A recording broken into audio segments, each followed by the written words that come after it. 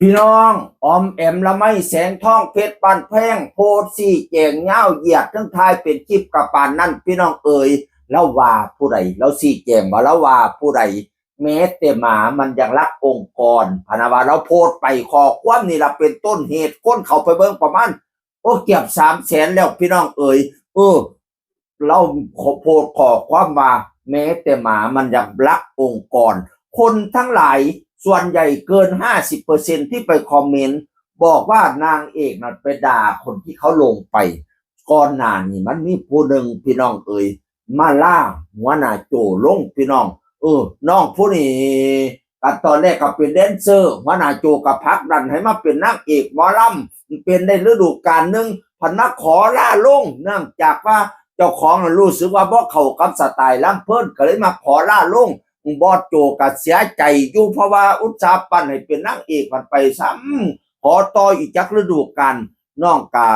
แบบว่ามันบ่เข้านะมันบ่เข้ากับ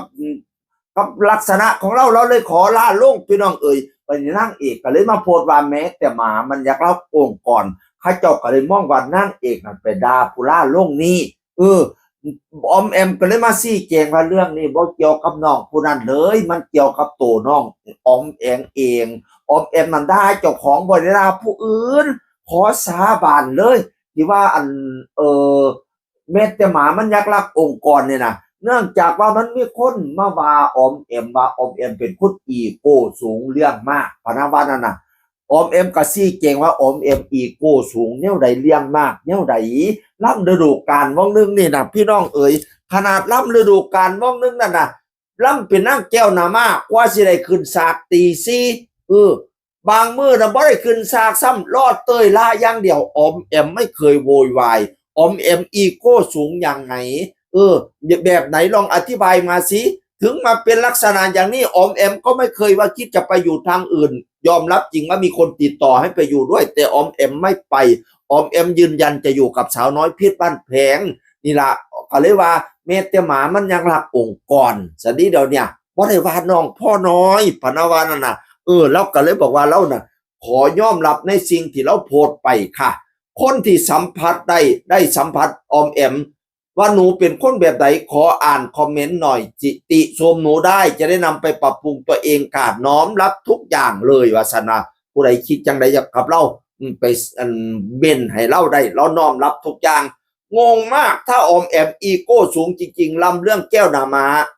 ฤดูกาลที่ผ่านมาออกฉากตีซี่บางวันบ่ได้ออกเลยเตยล่าอย่างเดียวแต่บ่เคยเรียกร้องอะไรเลยเขาให้ทำอะไรก็ทำยินดีให้บอสโจพิจารณาได้เลยเรื่องเนี่ยสิให้หนูออกจากวงก็ยินดีถ้าหนูบ่มีศักยภาพมากพ่อก็ยินดีแล้วก็เฮ็ดแท็กไปหานมโจยมนินให้พิจารณาได้เลยค่ะให้หัวหน้าโจพิจารณาได้เลยสิว่าจังไดน่ะหลังจากวันนี้เป็นต้นไปพรุ่งนี้เป็นวันดีวันขึ้นบ้านใหม่ขอให้ทุกคนเป็นกำลังใจให้หนูด้วยนะคะชีวิตต้องเดินหน้าต่อพรุ่งนี้เป็นวันดีของหนูมื้อนี้ขึ้นบ้านใหม่ซื้อบ้านใหม่อยู่ขอนแก่นใจกลางขอนแก่นพี่น้องเอ๋ยสิได้ไปมาสะดวกสิได้เอาลูกมาเรียนหนังสือนำพะนะว่านั่นน่ะก็เป็นกำลังใจให้เด้ออีหล่าเด้อผู้ใดเข้าใจผิดออมแอมไปเข้าใจแล้วไม่ซะเราบ่ได้ว่าผู้ใดแล้วว่าเจ้าของซะดิเดี๋ยวนี้เราชี้แจงชัดเจนละเอียดแล้วเขามาว่าเราอีโก้สูงว่าเราเลี้ยงมากแล้วก็เลยถามว่าเราเลี้ยงมากอีหยังให้ขึ้นฉากแก้วนามาตีซี่พุ่นนะก็สิถอดคราบนั่นน่ะแล้วก็บ่โวยวายลังมือบ่ได้ถอดคราบแต่ซ้ำเขาเตยล่าก็ได้ไปขึ้นเตยล่าเอาซื่อๆแต่แล้วก็บ่ไปทั้งใดแม้แต่หมามันยังรักองค์กรโปรดเข้าใจด้วยอีสันด่าอีสันไม่ได้ด่าใครขอสาบานออมแอมละไมเพชรบ้านแพงสีแจงดังนี้เช่นคือคนเก่าสู่ฟังสวัสดีครับ